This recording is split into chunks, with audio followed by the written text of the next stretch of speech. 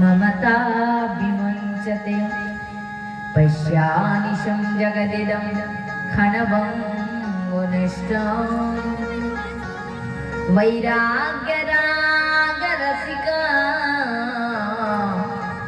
भवभक्तिनिष्ठा। तो श्री गोकर्ण जी ने बड़ी सुंदर शिक्षा दी है। हमारे शरीर कुछ धातुओं से बना हुआ है। देह, अस्थि, मांस, रुधिर, इस प्रकार घर बनते हैं। इसमें सीमेंट लगता है, बाली चाहिए होता है, पत्थर चाहिए होता है, फिर ईंट सीमेंट मिलाकर दीवार बनते हैं, फिर उसका पलस्तर होता है, फिर रंग बिरंग दिसंबर लग जाते हैं, पीओपी होते हैं, कुछ होता है, तो ऐसे हो जाता है घर। उसी प्रकार हमारे जो शरीर है अष्ट धातु का बना हुआ है। इसमें रक्त है, चर्म है, मांस है, अस्थि है, मेद, मज्जा, हड्डी। तो ये शरीर अष्ट धातु का घर है। तो गोकर्ण जी ने उनके पिताजी को शिक्षा दी, पिताजी मनुष्य की सबसे बड़ी अज्ञान यही है कि वो शरीर को नहीं समझता है।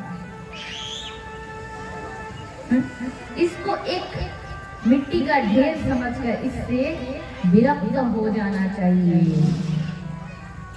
विरक्तता बोध करना चाहिए। देह, अस्थि, मांस, रुधिर,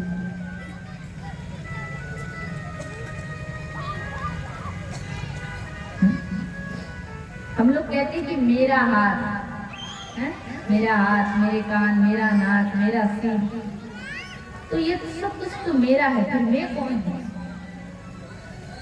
मेरे हाथ, मेरे पैर, मेरे नासिका, मेरे मस्तक, मेरा चरण, मेरा पीठ, मेरे पेट, तो मैं कौन हूँ? यदि विशेष भाव से इसका यदि हम लोग खोज करेंगे तो अंदर से एक ही आवाज आएगा, क्या? कि तुम चलो रे हंसा अमर लोक को, यहाँ कोई नहीं तेरा है।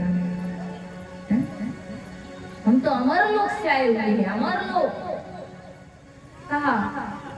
इस अमर लोक के हम अमर पक्षी है, इस मृत्युमय संसार में आए हैं। कुछ दिन खेलते कूदते आनंद करेंगे, फिर उसी जगह चले जाएंगे। किंतु जाएंगे तब जब हमारा मन भक्ति के आश्रय लेंगे, तब। और जब तक हमारा मन इस मायामय संसार में आकृष्ट है, तब तक ये अमर लोक से आए हुए जो पंछी है, चिन्मय पंछी, ये गोलोक नहीं जा सकते, अमर लोक नहीं जा सकते। तो ये विचार करना है कि मैं कौन हूँ। यदि मैं हाथ हूँ तो कितने लोग के हाथ कट जाते हैं, बिना हाथ के भी रहते हैं। यदि मैं आँख हूँ तो बिना आँख के भी लोग रहते हैं, अंधे हो जाते हैं, फिर भी जीवित रहते हैं। यदि मैं कान हूँ तो कान बहरा हो जाता है, फिर भी हम जीवित रहते हैं। जितने दुनिया की झंझट है, रात में जब सोते हम लोग कहाँ चले जाते हैं, और जब जगते हैं तो फिर संसार तमाम झंझट, दुनिया की झंझट हमारे सिर पे आ जाते हैं। फिर जब सो जाते हैं सब कहाँ चले जाते हैं। ये दुनिया की झंझट सोने से पूर्व क्यों है और जगने के बाद ही क्यों है? यदि तुम अंदर से, इसलिए 45 मिनट तक अंदर का खोज करना चाहिए, अंदर से कि मैं कौन हूँ, मैं कौन हूँ।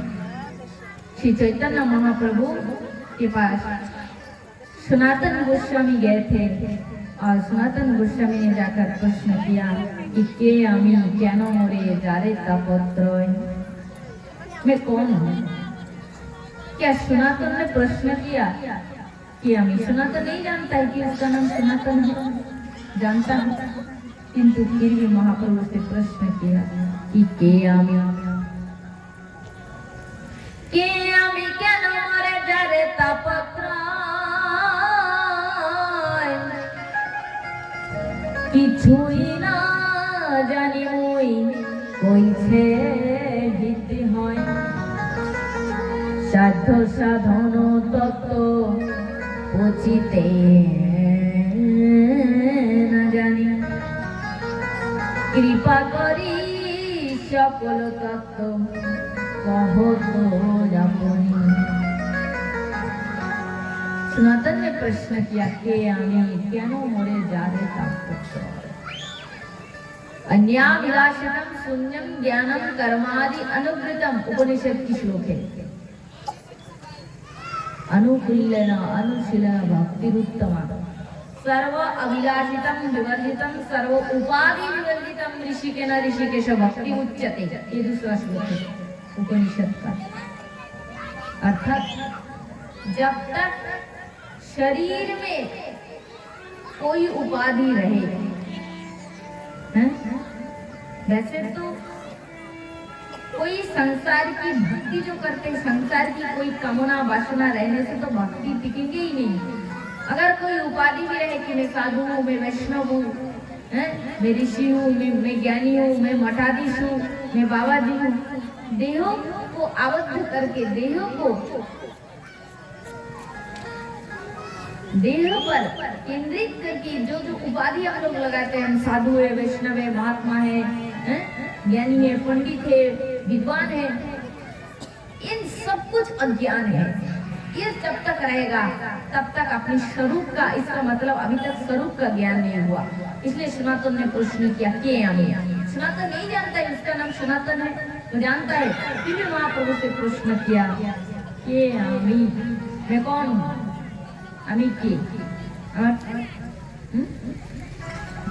পরিচয়। तो चैतन्य महाप्रभु बड़ा सुंदर उत्तर दिए है। सनातन का प्रश्न क्या है कि আমি কে। तो महाप्रभु कहते हैं जीवेर स्वरूप है, जीवेर स्वरूप है नित्य कृष्ण दास, कृष्णेर तटस्थ शक्ति भेद अभेद प्रकाश, कृष्ण भूलि सेई जीव अनादि बहिर्मुख, ते कारणे माया तारे देय संसारे दुख, मायाबद्ध जीवेर नाई कृष्ण स्मृति ज्ञान, तज्जैन कइल कृष्ण वेद पुराण। जीव का स्वरूप है नित्य कृष्णदास, जीवेर स्वरूप है नित्य कृष्णदास। भगवान कृष्ण जिस प्रकार नित्य है, अनादिकाल से है और अनादिकाल तक रहेंगे, हम जीव भी वैसे नित्य हैं, पहले भी थे, आज है और अनादिकाल तक रहेंगे। हमारी भी मृत्यु नहीं है, जन्म मृत्यु खाली शरीर का है। शरीर अष्ट धातु से बना हुआ है शरीर, ये प्रकृति का अंश है, ये मायामय प्रकृति, इससे ये उत्पन्न होता है और इसी में विलीन होता है, नष्ट हो जाता है। इसे कहते ज्ञानी। स्वरूप ज्ञान हुए बिना जीव मुक्त नहीं हो पाता है, इसलिए स्वरूप ज्ञान चाहिए। रूप सागरे जे जन डूबे छे, से जो स्वरूप रूपे नयन दिए, মনের মানুষ বলে একান্ত রূপসাগরে যে জনম ডুবেছে। हम लोग खाली ताल ताल में गा देते हैं, हरि सेवा गुरु सेवा में बाग झूमर लगा के गाओ, हो गया प्रसाद को घर चलो। किंतु इस जिस प्रेमी भक्त ने, जिस महान ऋषि प्रेमी भावुक भक्त ने इसको लिख के गया, क्या लिखा है उसको अनुभव करना है।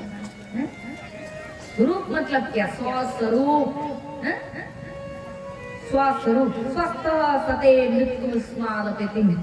मर्तो मृत्युर्व्यालविपलायन लोकं सर्वं नाद्य गच्छदं यत्पादं प्राप्यं यदुच्यते स्वस्थः सते मृत्युरुस्मादपति।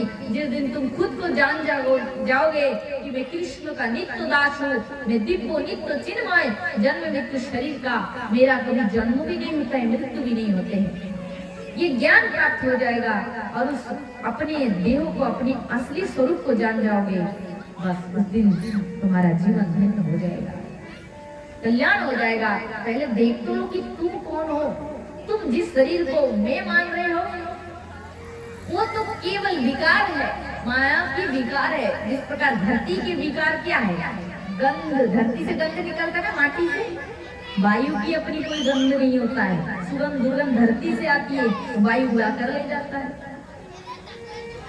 तो धरती के विकार है गंध। उसी प्रकार माया के विकार से ये शरीर बना हुआ है। तुम खुद कौन हो तुमको ही मालूम नहीं, इसीलिए स्वरूप, जिसने खुद को जाना, खुद के स्वरूप को अनुभव किया, वो दिन रात उस प्रेम सागर में डूबा रहता है। रूप सागरे जे जन डूबे छे से जे स्वरूप रूपे नयन दिए मनेर मानुष बोले कांदे छे। रूप सागरे जे जन डूबे छे और डूब डूब नयन तारा, और डूब डूब नयन तारा, तारे तू नयने बहे धारा, प्रेमे तोनु जरा जरा साई बोले हाई छाटे छे।